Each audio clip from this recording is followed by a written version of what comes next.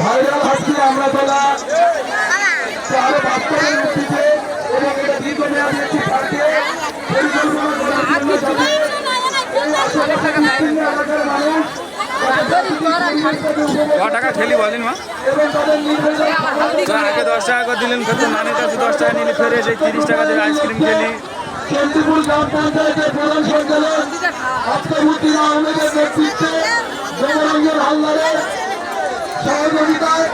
আজকের একটি পর্যবেক্ষণ করতে আসছেন কুলবীর বিধায়ক শ্রীযুক্ত জনরঞ্জন হালদার মহাশয়। তাই আপনাদের সমস্ত দর্শকদের বলবো